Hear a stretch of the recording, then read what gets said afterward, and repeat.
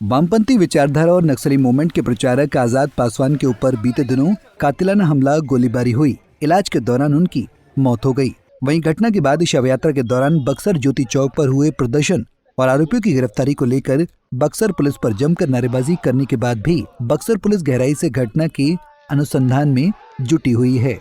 बता दें कि पिछले 7 अगस्त को सिकरौल थाना इलाके के परसा गंडा नहर पुल के समीप हमलावरों द्वारा ताबड़तोड़ फायरिंग की घटना को अंजाम देने के बाद घटनास्थल से जारी वीडियो अब वायरल हो रहा है, जिसने बुरी तरह जख्मी वामपंथी विचारधारा के नेता आजाद पासवान खुद घटना के बारे में बता रहे हैं, जिसमें जख्मी हालत में इलाजरत की मौत रूबन अस्पताल में होने के बाद एक एफआईआर दर्ज कराई गई, जिसमें कई लोगों को नामजद आरोपी बनाया गया है। घटना के बाद आरोपी बने लोगों के परिजनों में भय व्याप्त हो गया है। जिले के चर्चित मुखिया रामजी तिवारी के परिजनों और मृतक आजाद पासवान के गाँव के लोगों को नामजद आरोपी बनाया गया है। इस बीच आरोपित परिवार के पूर्व मुखिया रामजी तिवारी अब पहली बार खुलकर मीडिया के सामने आए और अपने परिवार के लोगों को फंसाने का आरोप लगाते हुए कहा कि 18 साल पूर्व हुई भाई की हत्या में न्याय की जगी उम्मीदों पर आरोपियों की साजिश से पानी फिर गया।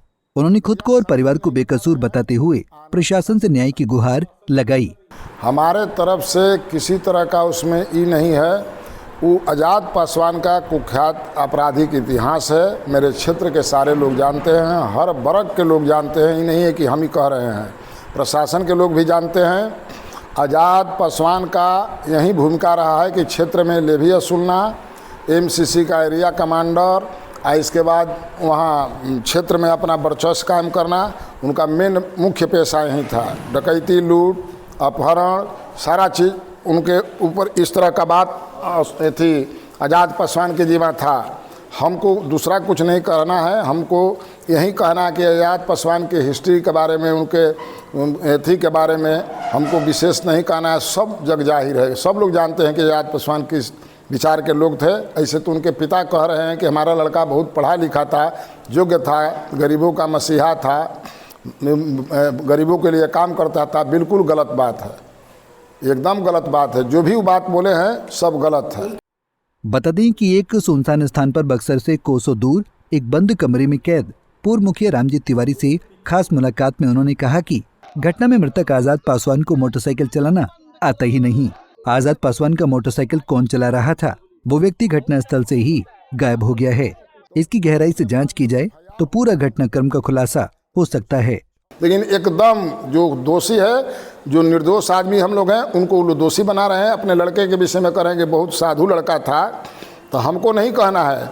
यहाँ कांड संख्या इटाढ़ी, उसके विषय में हमारे यहाँ कागज है। इटाढ़ी कांड संख्या हम बता देते हैं आपको कि जो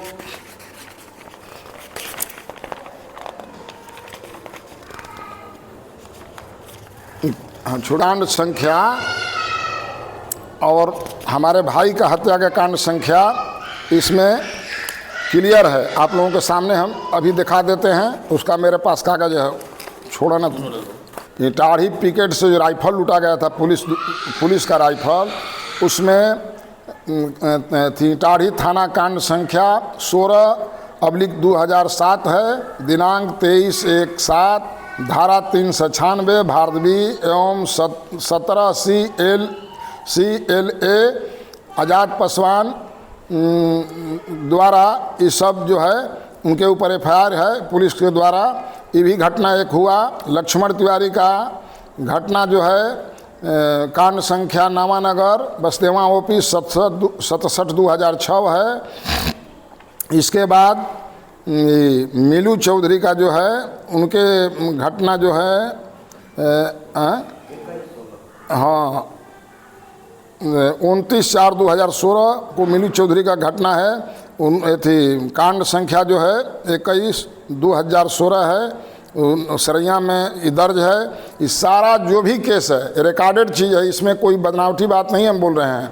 इसको जांच करने की विषय है। अगर आप जांच करते हैं तो सारा चीज़ का पेपर थाना से आपको मिलेगा और इसके बाद हम भी प्रस्तुत करेंगे, जो कि हम अपने दरखास्त में इस चीज़ को लिख कर रखे हैं।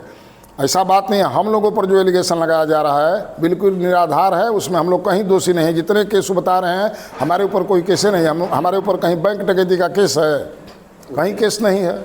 इधर बक्सर SP मनीष कुमार ने कहा कि आजाद पासवान कई कांडों में शामिल है, जिसकी जांच की जा रही है। इस चर्चित हत्याकांड में गहराई से जांच और अनुसंधान की बात कही। हाँ, सिकरौल थाना में एक घटना हुई है जिसमें एक व्यक्ति की को गोली मारी गई है और तत्काल पुलिस जो है इसमें अनुसंधान कर रही है। कुछ बातें सामने आ रही है कि कुछ पुरानी शत्रुता, पुराना ओल्ड एनमिटी की बात सामने आ रही है और जल्दी ही हम लोग को कुछ क्लूज भी मिला है, जल्दी हम लोग गिरफ्तारी भी कर लेंगे। सर घायल का कुछ पुराना आपराधिक इतिहास के संबंध में अभी हम लोग पता कर रहे हैं और पुरानी एनमिटी है और कुछ केसेस में शायद ये इनका नाम नामजद रहे हैं पुराने किसी मर्डर केस में। 2006 के एक केस में इनके नामजद होने की बात सामने आई, हम लोग वेरीफाई कर रहे हैं अभी। इन दिनों इस चर्चित हत्याकांड के बाद जिले में आरोपियों के बीच दहशत का माहौल है। वहीं मृतक के समर्थकों के बीच घटना को लेकर बदले की भावना का आक्रोश व्याप्त है। बक्सर से संजय उपाध्याय की रिपोर्ट। हमसे जुड़े रहने के लिए हमारे YouTube चैनल को सब्सक्राइब करें और नई वीडियो की नोटिफिकेशन के लिए बेल आइकॉन को दबाएं। अगर आप ये वीडियो Facebook पर देख रहे हैं तो लाइक जरूर करें और ज्यादा से ज्यादा शेयर करें। धन्यवाद।